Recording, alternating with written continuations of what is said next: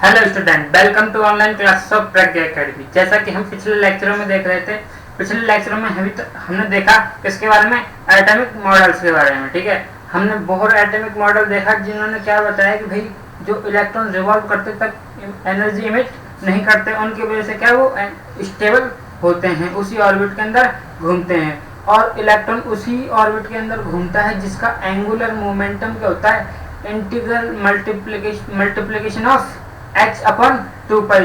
मतलब n का h upon 2 पाई से मल्टीप्लाई करेंगे तो जो एंगुलर मोमेंटम निकलेगा, और जो किसी का भी एंगुलर मोमेंटम निकलेगा वो उसी में क्या होगा, रिवॉल्व करेगा। ठीक है, अब जैसे कि क्या नाम है, हम मान लेते हैं भाई पांचवा क्या है, ऑर्बिट है। फिफ्थ ऑर्बिट के अंदर इलेक्ट्रॉन क्या करना चाहिए, घूमना चाहिए। फिफ्थ ऑर्बिट के अंदर इलेक्ट्रॉन घूमना चाहिए तो उसके लिए क्या होगा। ठीक है, अब मैंने यहाँ पर बताया था कुछ n, ठीक है, n इंटीजर बताया था। ठीक है, इंटीजर कैसे कि मतलब कुछ भी हो सकता है और ये नंबर ऑफ ऑर्बिट होता है। ठीक है, तो यहाँ पर n इक्वल टू 5 होगा। मैंने एक चीज बताई थी, ये NH अपॉन 2 पाई और सामने था MBR। ठीक है, तो क्या यहाँ पर 5 हो गया और H अपॉन 2 पाई। ठीक है, ये क्या होती है, ये एंगुलर मोमेंटम है फिफ्थ ऑर्बिट का। एंगुलर मोमेंटम में फिफ्थ ऑर्बिट का जो इलेक्ट्रॉन के बराबर होगा, जो कि क्या होगा, यहाँ पर इलेक्ट्रॉन फिरेगा, यहाँ पर क्या होगा, इसका इलेक्ट्रॉन वो जो क्या है मोमेंटम क्या होगा, इतना होगा। तो यहाँ पर ये क्या करेगा, रिवॉल्व कर देगा। ठीक है, तो यहाँ तक हमने बात कर ली थी किसके में, बोहर एटॉमिक मॉडल के अंदर। ठीक है, अब हम बात करते हैं किसके ऊपर, न्यूट्रॉन के ऊपर। ठीक है, क्या करते हैं, न्यूट्रॉन के ऊपर। ठीक है, तो न्यूट्रॉन, ठीक है, न्यूट्रॉन क्या होता है, न्यूट्रॉन एक न्यूट्रल पार्टिकल है। क्या ये न्यूट्रल पार्टिकल है।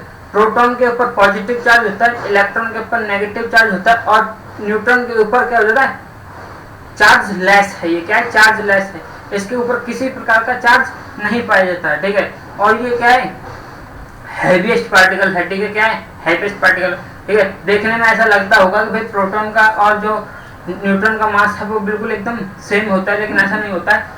जो न्यूट्रॉन है उसका मास थोड़ा सा स्लाइटली ज्यादा होता है प्रोटॉन से। ठीक है, और इलेक्ट्रॉन तो सबसे हल्का है, ये लाइटेस्ट फंडामेंटल पार्टिकल है वो। ठीक है, तो क्या है, ये सबसे भारी होता है। और इसका डिस्कवरी, ठीक है, जो न्यूट्रॉन का डिस्कवरी है, ठीक है, neutron was discovered by James Chadwick. ठीक है, किसने किया है, जेम्स चैडविक ने किया है। ठीक है, जेम्स चैडविक क्या करता है, जेम्स चैडविक ने इसको डिस्कवर किया, किसको, न्यूट्रॉन को डिस्कवर किया। न्यूट्रॉन एकदम चार्जलेस होता है। ठीक है, क्या होता है, चार्जलेस होता है। ठीक है, तो ये क्या होता है, और ये कहाँ प्रेजेंट होता है, ये ऑर्बिट के अंदर प्रेजेंट होता है, ये न्यूक्लियस के अंदर प्रेजेंट होता है। कहाँ प्रेजेंट होता है, ये न्यूक्लियस के अंदर प्रेजेंट होता है। ठीक है, अब ये जो क्या भूमिका निभाता है, ठीक है, क्या भूमिका निभाता है, तो ये ऐसी भूमिका निभाता है कि जो मास होता है, ठीक है, जो एटॉमिक मास नंबर होता है एटम का, जो एटॉमिक मास नंबर होता है एटम का, वो कौन कौन मिलकर बनाता है, neutron plus proton is equal to atomic mass number. ठीक है, तो क्या हो गया,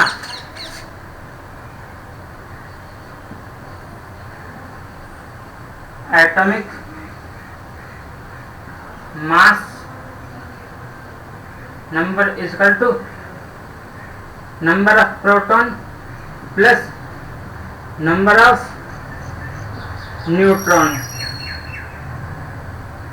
ठीक है, नंबर ऑफ प्रोटॉन और नंबर ऑफ न्यूट्रॉन मिलाकर क्या बनाते हैं, एटॉमिक मास नंबर बनाते हैं। क्या बनाते हैं, एटॉमिक मास नंबर हम बोलते हैं इनको। ठीक है, जो कि क्या करता है, ये जनरल किससे रिप्रेजेंट किया जाता है, इसको जो न्यूट्रॉन है उसको किससे रिप्रेजेंट किया जाता है, स्मॉल एन से रिप्रेजेंट किया जाता है। किससे रिप्रेजेंट किया जाता है, स्मॉल एन से इसको रिप्रेजेंट किया जाता है। ठीक है, तो ये तो बात रही किसकी, अब इलेक्ट्रॉन के न्यूट्रॉन के बारे में। ठीक है, किसके बारे में, न्यूट्रॉन के बारे में। ठीक है, अब हमको यहाँ पर एक रूल पढ़ना है जो काफी इंपॉर्टेंट है। ठीक है, क्या है, एक रूल पढ़ना है जो काफी इंपॉर्टेंट है। वो बताता है कि भाई जो ऑर्बिट है ऑर्बिट के अंदर इलेक्ट्रॉन कैसे क्या करता है, कैसे डिस्ट्रीब्यूट होता है, इलेक्ट्रॉन ऑर्बिट्स के अंदर कैसे डिस्ट्रीब्यूट होता है वो हमको बताता है। जैसे कि उस रूल को हम नाम देते हैं क्या, बोरवरी डिस्ट्रीब्यूशन रूल। ठीक है, मतलब डिस्ट्रीब्यूशन करना है, और जो इस रूल को देने वाले साइंटिस्ट थे उनका नाम था बोरवरी। ठीक है, बोर और बरी ये दोनों अलग अलग साइंटिस्ट है, तो इसको बोला जाता है बोरवरी इलेक्ट्रॉन डिस्ट्रीब्यूशन रूल। ठीक है, बोरवरी इलेक्ट्रॉन डिस्ट्रीब्यूशन रूल बोला जाता है। ठीक है, तो क्या ये बोरवरी इलेक्ट्रिशियन रूल है जो किसने सजेस्ट किया, बोर और बरी ने इसको क्या किया, सजेस्ट किया। ठीक है, अब बात ये है कि इसकी जो पहला पॉइंट है, ठीक है, पहले पॉइंट में ये क्या बोलता है बोरवरी इलेक्ट्रॉन डिस्ट्रीब्यूशन रूल के अंदर कि भाई जो मैक्सिमम नंबर ऑफ इलेक्ट्रॉन है, ठीक है, जो क्या है मैक्सिमम नंबर ऑफ इलेक्ट्रॉन है वो फर्स्ट ऑर्बिट के अंदर कितने हो सकते हैं, या फिर कोई भी ऑर्बिट हो, कोई भी ऑर्बिट के अंदर जो मैक्सिमम नंबर ऑफ इलेक्ट्रॉन है वो कितने होंगे, maximum number of electron, maximum number of electron equal to क्या होगा 2n स्क्वायर, क्या हो जाएंगे 2n स्क्वायर। n यहाँ पर फील्ड वाला क्या हो जाएगी, नंबर ऑफ ऑर्बिट्स हो जाएंगे, क्या हो जाएंगे नंबर ऑफ ऑर्बिट्स, जो कि 1 2 3 4 और k l m n o कुछ भी हो सकती है। ठीक है, तो ये हो जाएंगे क्या, नंबर ऑफ ऑर्बिट्स हो जाएंगे। ठीक है, अब नंबर ऑफ ऑर्बिट्स में जैसे कि भाई क्या नाम है, हम देख लेते हैं कि पहले ऑर्बिट के लिए कितना होगा, तो हम बोल देते हैं भाई जो फर्स्ट ऑर्बिट है, ठीक है, क्या है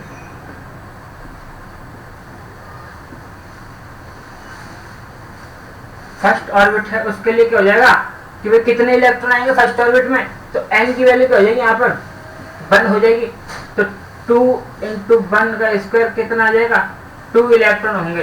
पहली ऑर्बिट के अंदर कितने इलेक्ट्रॉन आ जाएंगे 2 इलेक्ट्रॉन आ जाएंगे। तो सेकंड के अंदर कितना आएंगे, सेकंड ऑर्बिट के अंदर n का वैल्यू क्या हो जाएगा 2 हो जाएगा, तो 2 into 2 का पावर 2। ठीक है, तो ये क्या हो जाएंगे, कितने हो जाएंगे 4 8, कितने हो जाएंगे 8 इलेक्ट्रॉन सेकंड ऑर्बिट में आ सकते हैं। ठीक है, अब फिर दोबारा देखते हैं हम थर्ड ऑर्बिट के अंदर कितने होंगे 2 into 3 की पावर 3 स्क्वायर। ठीक है, 3 का स्क्वायर कितना हो गया 9 हो गया, और 9 18। ठीक है, कितना हो गया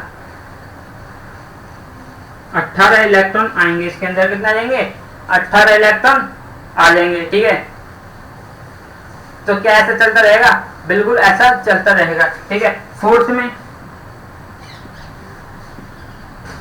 फोर्थ के अंदर कितना आएंगे 2 into 4 का स्क्वायर। ठीक है, 32, कितना आएंगे 32।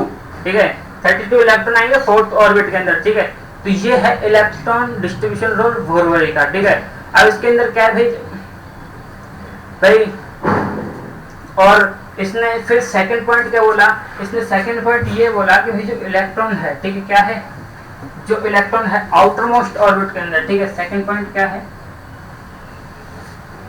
Electron are accommodated in outer most orbit is 8। ठीक है, क्या है 8, मतलब क्या है इलेक्ट्रॉन जो आउटर मोस्ट ऑर्बिट है, ठीक है, किसी भी एटम का आउटर मोस्ट ऑर्बिट है उसके अंदर क्या होंगे, जो इलेक्ट्रॉन की संख्या होगी वो कितनी होगी 8 होगी। कितनी होगी 8, भले वो कितना ही बड़ा हो उसका ऑर्बिटल कितना ही हो, ठीक है, 6 7 8 कितने भी ऑर्बिटल हो, लेकिन उसके आउटर मोस्ट मतलब जो बाहरी हिवार का सेल है उसके अंदर कितने होंगे 8 इलेक्ट्रॉन होंगे। ठीक है, कितने होंगे 8 इलेक्ट्रॉन होंगे। ठीक है, हम देखेंगे इनको कैसे होंगे। ठीक है, और फिर हमने क्या है कि भाई ये सारी चीजें क्या है बोरवरी डिस्ट्रीब्यूशन रूल है। ठीक है, और फिर उन्होंने बोला कि electron are not accommodated in a given shell unless the inner shell are filled. ठीक है, मतलब उन्होंने क्या बोला कि भाई ये जो स्टेटमेंट मैंने आपको बताया इससे वो समझ में नहीं आया वो शायद मेरे हिसाब से, ठीक है। क्या है भाई, उन्होंने ये बोला कि भाई इलेक्ट्रॉन है, इलेक्ट्रॉन जब तक दूसरी ऑर्बिट में नहीं भरा जाएगा तब तक उसके पहले की जो ऑर्बिट है वो फिल ना होगी हो, जब तक उसके पहले की ऑर्बिटल फिल ना हो गई हो तब तक क्या होगा, दूसरी ऑर्बिटल उसकी भरी नहीं जाएगी बिल्कुल भी, ठीक है। तो ये था क्या, बहुत बड़ी डिस्ट्रीब्यूशन रूल, क्या था, बहुत बड़ी डिस्ट्रीब्यूशन रूल, ठीक है। तो यहाँ के लिए बस इतना ही, ये बहुत बड़ा डिस्ट्रीब्यूशन खत्म होता है, ठीक है। इसके बाद में देखेंगे हम थोड़े कुछ एग्जांपल्स देखेंगे इसके बारे में और इनको डिस्ट्रीब्यूट करने की कोशिश करेंगे, ठीक है। तो बस आज के लिए बस इतना ही, पढ़ते रहिएगा, धन्यवाद।